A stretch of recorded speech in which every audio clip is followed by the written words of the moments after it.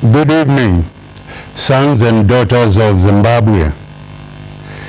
This evening, I'm going to present to you our manifesto of the ruling party, ZANU PF. We are facing an important election on the 29th of this month, and we have prepared a policy paper that explains fully what we are going to do when we are returned to power. It says essentially three things. One, it talks about the land that we recovered, reclaimed from the colonialists after 100 years of colonial rule in this country. When the colonialists came here at the turn of the century, our forefathers and our chiefs and kings fought against them. They put up very strong resistance in different parts of the country, refusing to be colonized by the whites who had been organized by Cecil John Rhodes on behalf of the British government. And they took our land forcibly. There was no agreement, there was no payment. They did not pay anything for the land which they took. But in the 100 years they were ruling, there was resistance from our people at various stages.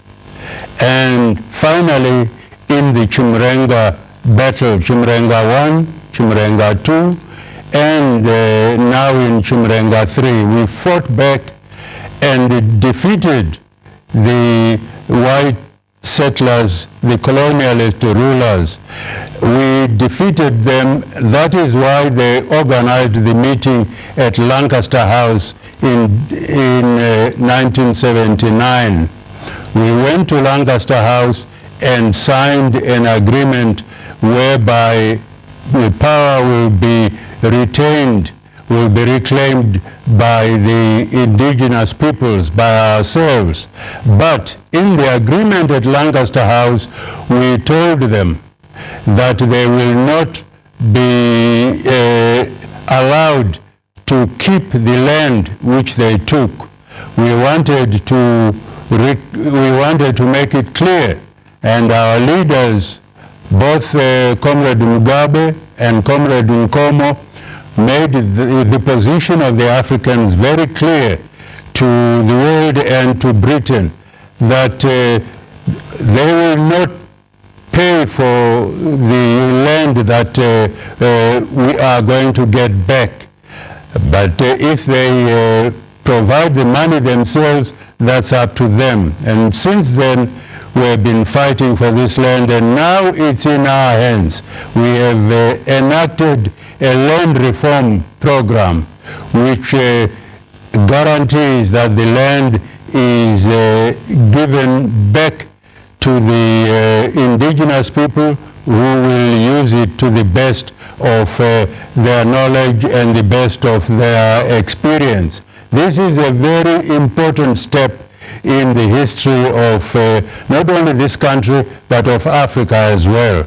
We are proud of it, and we are going to stress it. No one else will have the right or the privilege to return the land to colonialists, as some of the small political parties have been suggesting.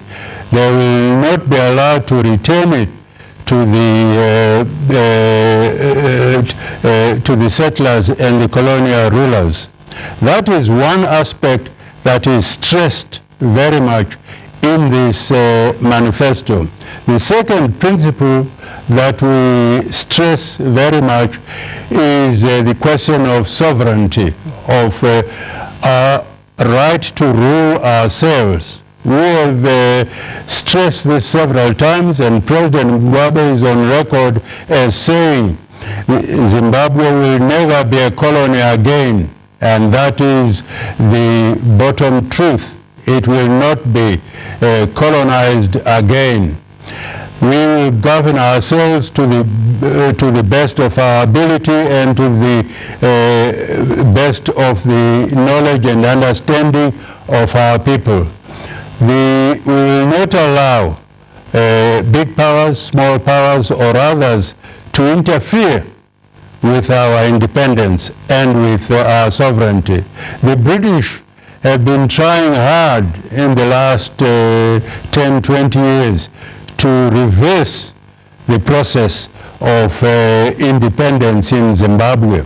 They even at one time tried to organize military intervention so that they could remove the government that is there now, and they will replace it with a puppet government of theirs. But they have failed to do that, and they will not succeed. They are now stressing the sanctions, economic sanctions, which they and the Americans have imposed on us, so that the Zimbabwean people can be starved of food and they can be reduced to starvation. Again, your government has clearly stated its objectives and its intention to keep the people of Zimbabwe not only fed but to develop. This leads me to the third principle that we have set up for ourselves, the principle of empowerment.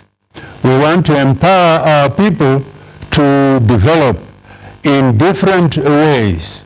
The actions that have been taken open up the rights of our people to economic development for their own benefit and based on their own initiatives. Only 2 weeks ago, the bill was signed by the President. It had been approved in Parliament, saying the indigenous people will be empowered to have to develop in different areas of the economy, in mining, in agriculture, in forestry, in different areas. The indigenous people will have the right to develop their skills in those areas. And the bill goes further to say all the companies that are operating in Zimbabwe here must immediately put the indigenous people in their organizations as the leaders of those organizations. In other words, if you are appointing directors of a company or shareholders, you must ensure that the indigenous people have 51% of the shares and of those resources, so that we can begin to enjoy the fruits of the resources of our country, and our people will begin to develop as other nations have done before. Those three principles, land reform, sovereignty, and development of the indigenous people by empowering them, those three principles are the basis of our document, the Manifesto. You will find that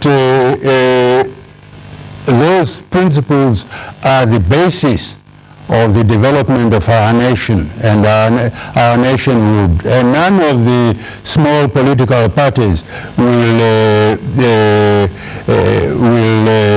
take the position that we have taken on these basics. They will complain about one thing or another. They will complain about taxes and so forth, which we are entitled to, but they will not go to the basics. And these three, which we have mentioned, are the basics on which President Mugabe as the leader of our party stands.